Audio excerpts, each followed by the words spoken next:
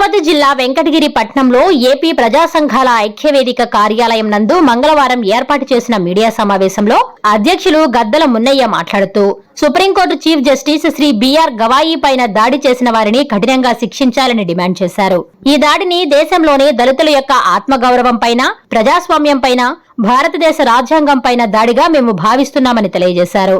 అన్ని మతాల, కులాల ప్రజలు, ప్రజాస్వామ్యవాదులు, మేధావులు, ప్రజా సంఘాలు ఇలాంటి సంఘటనలను ఖండించాలని విజ్ఞప్తి చేశారు. ఈ కార్యక్రమంలో ఏపీ ప్రజా సంఘాల ఐక్యవేదిక నాయకులు బండి రవి, పుల్లయ్య తదితరులు పాల్గొన్నారు. భారతదేశంలోనే అత్యున్నత న్యాయస్థానమైనటువంటి సుప్రీంకోర్టు చీఫ్ జస్టిస్ అయినటువంటి గౌరవనీయులు శ్రీ బిఆర్ గవాయ్ గారి పైన ఈ మధ్యకాలంలో సుప్రీంకోర్టు సమయం నందు ఆయన పైన జరిగినటువంటి దాడిని, ఈ భారతదేశంలోనే దళితుల యొక్క ఆత్మగౌరవం పైన, అదేవిధంగా ఈ దేశం యొక్క ప్రజాస్వామ్యం పైన, అదేవిధంగా ఈ భారతదేశం యొక్క రాజ్యాంగం పైన జరిగిన దాడిగా ఏపీ ప్రజా సంఘాల ఐక్యవేదిక భావిస్తున్నది. ఎందుకంటే ఈ దేశంలో అత్యున్నత న్యాయస్థానమైనటువంటి సుప్రీంకోర్టు చీఫ్ జస్టిస్ అయినటువంటి గవాయ్ గారు ఒక దళితుడైనందునే ఈ దేశంలో ఇంత దారుణమైన సంఘటన జరిగిందని చెప్పేసి కూడా మేము భావిస్తున్నాం.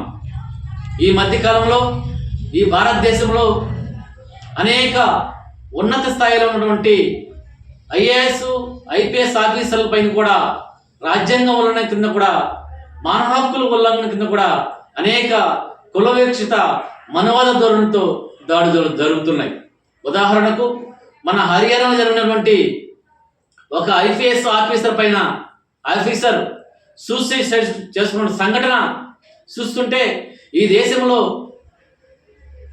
కింద స్థాయి నుంచి అగ్రస్థాయి వరకు అన్ని రంగాలలో ఇంకా మనవాద కుల అహంకార ధోరణి కొనసాగుతుందని చెప్పేసి అనడానికి సాక్షాత్తు ఆ ఐపీఎస్ ఆఫీసర్ సూసైడ్ చేసుకున్న సంఘటనే సాక్షాత్తు మనకు తెలియజేస్తున్నది.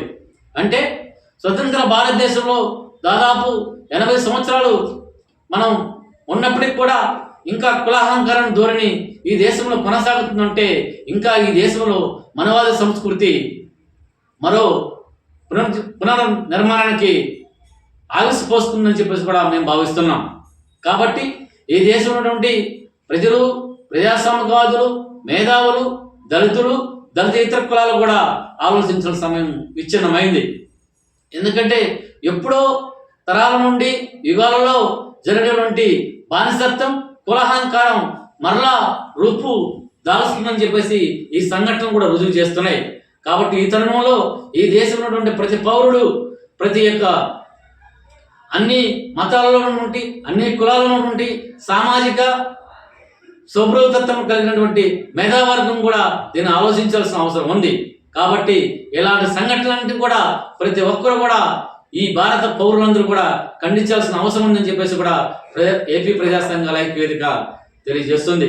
కాబట్టి ఇలాంటి సంఘటనల్ని ఏపీ ప్రజా సంఘాల ఐక్యవేదిక తీవ్రంగా ఖండిస్తూ మేధావులు, ప్రజలు, ప్రజాస్వామికవాదులు కూడా దీన్ని చాలా తీవ్రంగా ఖండించాల్సిన అవసరం ఉందని చెప్పేసి ఈ సంఘటన మీద జరిగినటువంటి వెనకాలటువంటి దుష్ట శక్తులను కూడా శిక్షించాలని చెప్పేసి కూడా మేము విజ్ఞప్తి చేస్తూ జై భీమ్, జై భారత్, జై Ambedkar. Please subscribe SS News AP.